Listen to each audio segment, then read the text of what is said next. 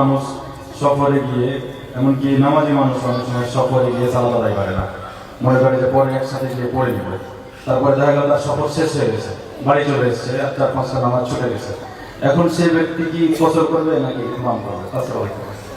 দেখেন, সালাতের বিষয়টা এমন যে সফরে থাকা অবস্থায় তো সে জমা করতে পারে, মানে আসর জোহরকে একসাথে, মাগরিব এশাকে একসাথে পড়তে পারে।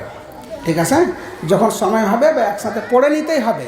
সে যেভাবেই হোক, বসে বসে হোক, দাঁড়িয়ে দাঁড়িয়ে হোক, পড়ে নিতে হবে। যদি স্বাভাবিকভাবে পড়ার সুযোগ না থাকে তাহলে পড়ে নিতে হবে। পানি না থাকলে যেভাবে হোক তাই করে নিতে হবে। এটাই করা দরকার, শরীয়ত এটাই চায় যে যখন যার সময় হয়েছে যে সালাতের সময় পড়ে নিতে হবে বা জমা করে নিতে হবে, তখনই 2 রাকাত করে বা কাসর করে পড়বে। কিন্তু অনেক সময় হয় না, অলসতার কারণে আমাদের দ্বারাও হয় না, খুব সম্ভব হয় না। আল্লাহ সবাইকে তৌফিক দান করে। এখন বাড়ি চলে এসেছি, 3-4 ওয়াক্তের সালাত কি হয়েছে, একত্র হয়ে গেছে। আসলে ওই সালাতের ওয়াক্ত এখন না, সময় না, সময় গত হয়ে গেছে। মন বোঝানো মানে পড়া হচ্ছে, ওই যে কবুল হবে এটা গ্যারান্টি নেই, মনে হয় না যে কবুল হবে। এখন মনে হয় না যে কবুল হবে, কেন ওর সময় তো নাই। আর আল্লাহ তাআলা তো ছাড় দিয়েছে যে এইভাবে হবে তুমি পড়ে নিবা।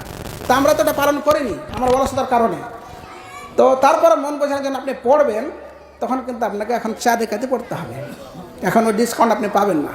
কাসর 2 রাকাত, ওটা আপনার সফরের অবস্থায় ছিল, এখন আপনাকে 4 রাকাতই পড়তে হবে, রাকাতে পড়তে হবে। ঠিক আছে জি, তো সতর্ক থাকা দরকার।